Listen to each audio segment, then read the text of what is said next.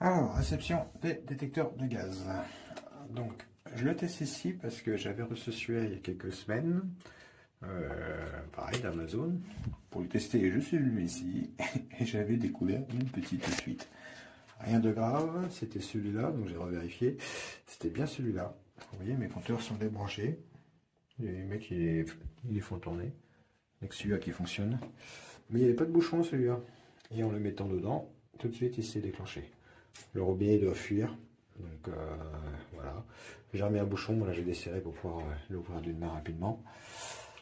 Je l'ai laissé ici pendant 10 minutes pour voir s'il bougeait déjà comme ça. Mais il n'a pas bougé, donc il détecte rien. Et lui non plus.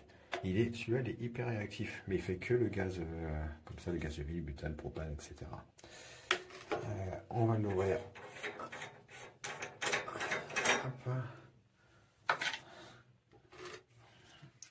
J'imagine qu'il y a encore du gaz, vous voyez. C'est assez rapide. Hein. Voilà, le robinet doit fuir, ça se remplit. C'est pas bien grave. Alors celui-là, j'ai remarqué... Attendez, on va lui taire sa bouche, lui, il est un peu trop fort. J'ai remarqué que celui-là, j'essaie qu'un un briquet, il est beaucoup plus long à réagir. Alors après, lui, ce qu'il fait, c'est la limite d'explosivité. Oh, on va y arriver. Donc, on va essayer de la détecter. Voilà. Alors voilà, ici, j'ai dû couper rapidement. Il y a quelqu'un qui se demandait ce que je faisais dans les placards EDF. Hop, petite mise au point. Bon, on va le voir avec un briquet. Ah, c'est éteint lui. Zut. On va attendre 2 secondes. Voilà, il a chauffé. Alors, on va voir que celui-là est très réactif. Hop, vous voyez, c'est instant. On va couper le son. Celui-là, j'avais dit que c'était celui-là, je crois. Ça y est, il monte. Hop. Il est un peu plus long. Est-ce que je peux le taire? Non, je peux pas le taire. Donc, il est un peu plus long. En soi, je pense pas que ce soit un défaut parce que celui-là, bah, dès qu'il détecte, il sonne. Il a 3 niveaux grossiers, mais c'est tout. Celui-là, vous voyez, il détecte finalement assez vite, mais il sonne que à partir de 30%, je crois, comme j'avais dit. On va regarder ça. Là, je lui mets vraiment un tout petit coup. Ah, si, allez. Voilà, 20% il détecte. Donc, hop, on chasse. 20%, c'est dans la notice. Vous voyez, c'est la limite donc inférieure. Donc en dessous, ça risque pas d'exploser. À partir de 20%, ça risque. Bon, à peu près 20%. Et là, ils en parlent. Donc j'ai vu qu'on pouvait régler le réglage de l'alarme, à quel moment il commence à sonner ou pas. Là, il a été réglé pour sonner à 20, donc c'est pour ça qu'il est un peu plus long. C'est un appareil qui est déjà plus précis. Voilà, il est fait pour faire des mesures, pas juste une alarme. Donc je pense que c'est pour ça. Pour le gaz, pas de souci. L'oxygène, je vais aller voir s'il y a moyen de faire quelque chose avec ça. Le CO2, on va essayer aussi. Est-ce qu'il détecte le CO2 déjà comme ça? Attendez, il faut le mettre autrement. Bon, voilà, j'ai été un peu comme un bourrin. Un petit papier qui brûle dans... Allez, on va essayer. Si je remets dessus, mais il a fini de brûler. Voilà, bon, écoutez, c'est un peu la méthode bourrine, mais au moins ça permettait de voir si ça fonctionnait. Et il a réagi très vite, hein. Donc pas de souci, j'aurais dû filmer avant. Bon, c'est où ça fonctionne. Il détecte les gaz bruyants en tout cas, donc mauvaise combustion. Ça a l'air de correspondre. Je regarde un peu à distance. Oui, bon, bah, c'est un peu quand il veut. L'essence, c'est peut-être pas le meilleur au test, hein, mais ça vaut le coup d'essayer. Pourquoi ça a marché, ça marche plus là? Ouais, peut-être parce que le bidon s'est ouvert et les gaz explosifs se sont un peu évacués. Ah si, ça y remonte. Oui, j'ai appuyé un peu avec mon genou.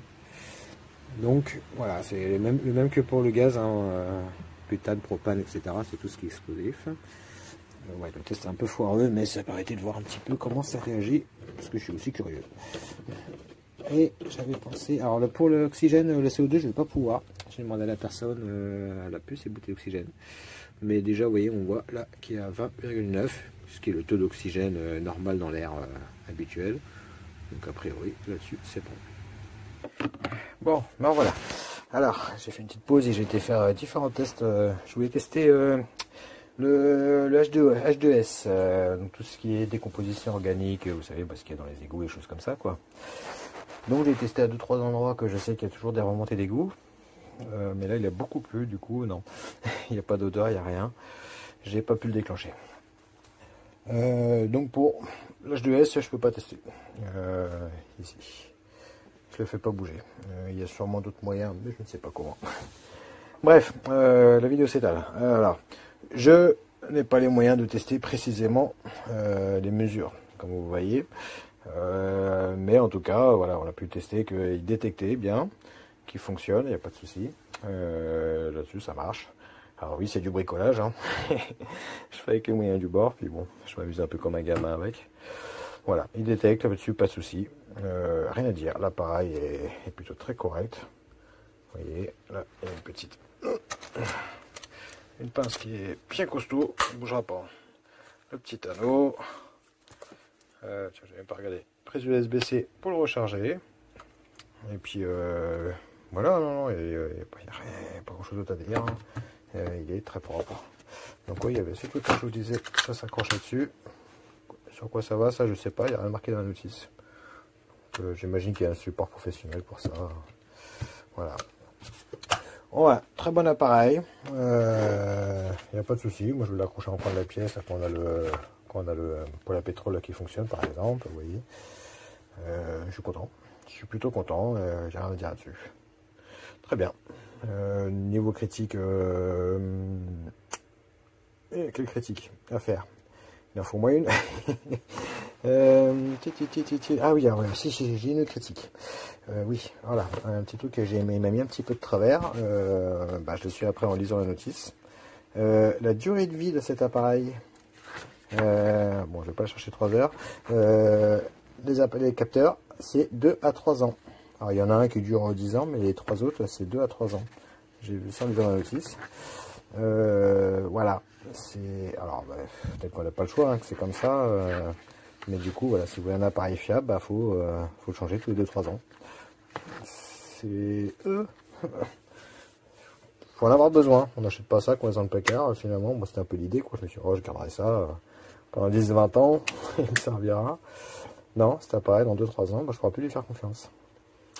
C'est pas une mauvaise note pour l'appareil, parce que j'imagine que c'est la technologie qui veut ça, hein. Les capteurs doivent s'encrasser au bout d'un moment. Voilà, c'est un peu le point négatif de ce type d'appareil, mais pas de celui-là en particulier. Donc voilà, à savoir. Non, sinon, très bon appareil, je suis ravi. Pas grand chose d'autre à dire, mais j'ai pas de critique autre que vraiment quoi concernant lui. Allez, on va chipoter. Câble USB qui est un peu court. Ouais, non, même pas. Allez, je valide. Qui vediamo il prodotto e tutte le certificazioni. La prima cosa che si nota è che non c'è il marchio ATEX. C'è una classe di esplosività, vedo un EX, ma non il marchio ATEX che siamo abituati a vedere. Ora qui vedete la clip che ha un anellino per essere ancorata con un moschettone. Qui si vede abbastanza bene, o con una cinghietta, è possibile staccarla dal corpo un pochino, e abbiamo un morsetto molto comodo perché permette di essere attaccato comunque a una divisa o a dei vestiti, in questo modo, tipo straccati. Qui abbiamo il marchio con il display, la pellicola di protezione, il tasto di accensione e diciamo le retine per i vari sensori, il tasto di accensione, vedete i LED colorati che vanno ad indicare appunto la segnalazione, e vediamo il riscaldamento, vediamo i vari allarmi sia in parti per milioni che in limiti di infiammabilità. Fa un controllo, vediamo anche il discorso ci avvisa in caso di batteria scarica. Ok, ci sta avvisando, e quindi ora lo andiamo a caricare e vediamo come va. Vi farò comunque sapere le rilevazioni, se sono quantomeno affidabili. Qui vediamo i 3 LED di segnalazione, uno qua, uno sopra e l'altro laterale, e lo sportellino per la ricarica che è dietro questa porticina in silicone. Come vedete si apre semplicemente in questo modo e nasconde una USB di tipo C. Una cosa molto carica è il fatto che possa essere ricaricato anche da power bank, come vedete, quindi molto comodo in caso servizio in mobilità. Andiamo ad accendere il prodotto, ora che lo abbiamo ricaricato, e facciamo un breve giro nel menu. Poi tanto per le impostazioni vere e proprie si può fare riferimento al manuale, che è ben fatto, devo dire. Fa il test dell'audio e della vibrazione, che devo dire è presente, si sente, non è eccessiva, però si sente, diciamo paragonabile a quella di un telefonino. Qui vediamo la percentuale di LEL, la percentuale di H2S e la percentuale di ossigeno, 20.9 in questo caso, il CO e appunto le parti del milione per quanto riguarda la parte infiammabile. Vediamo le varie impostazioni del menu, qui vediamo la data, il tempo, la batteria, a che percentuale sta e la versione del software. Qui vediamo le varie impostazioni, il settaggio degli allarmi, e qui possiamo scegliere il tipo di allarme e il limite inferiore e il limite superiore, giusto per farvi vedere. Qui si può cambiare ogni singola cifra, questa è una cosa importante. Vedete che la cosa viene salvata.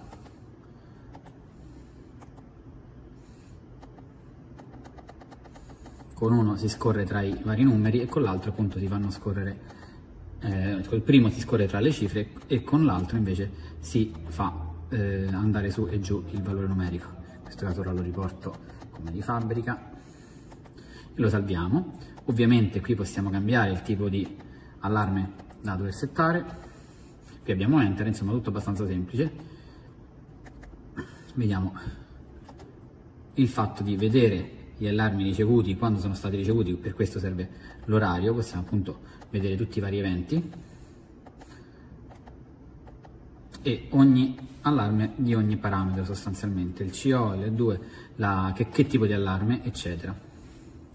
Qui si può entrare nel menu appunto e vedere l'impostazione dell'ora, il linguaggio che vediamo in inglese e cinese, niente di più. Riandiamo nel menu,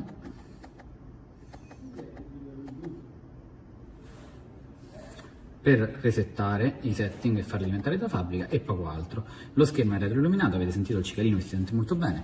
Per quanto riguarda la parte hardware, vedete qui le grigliette dei vari sensori. Questa è la parte laterale, parte posteriore con le varie certificazioni che non sono ATEX come intendiamo noi, ma ci sono delle normative, quindi potete fare uno screenshot e andarvele a cercare. Cosa interessante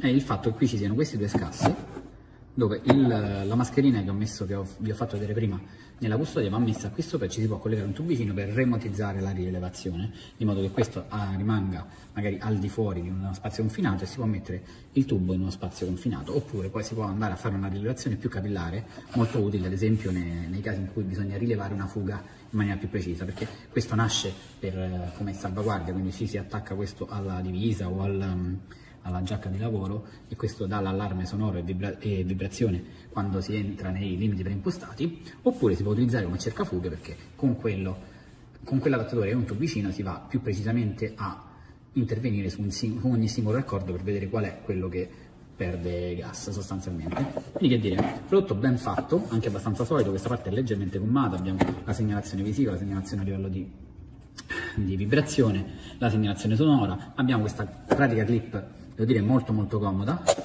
tipo straccale, quindi devo dire è un bel prodotto, mi è piaciuto.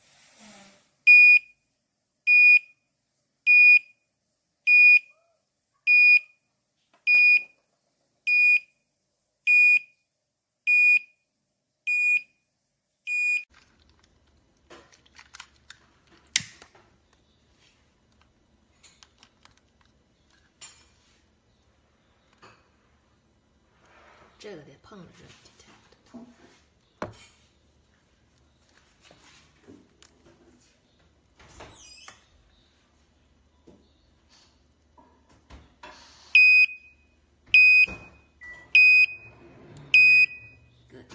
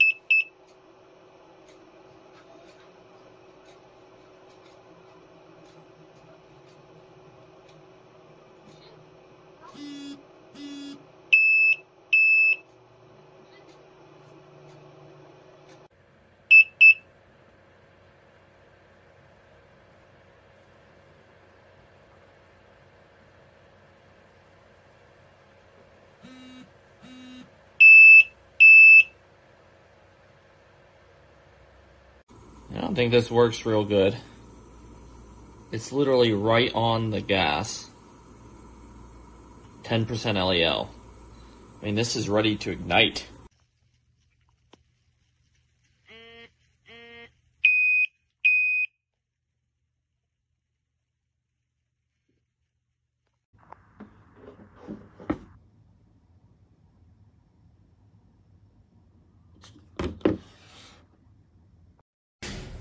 Das Wasser, das Wasser, das Wasser, das Wasser, das Wasser, das Wasser, Ja.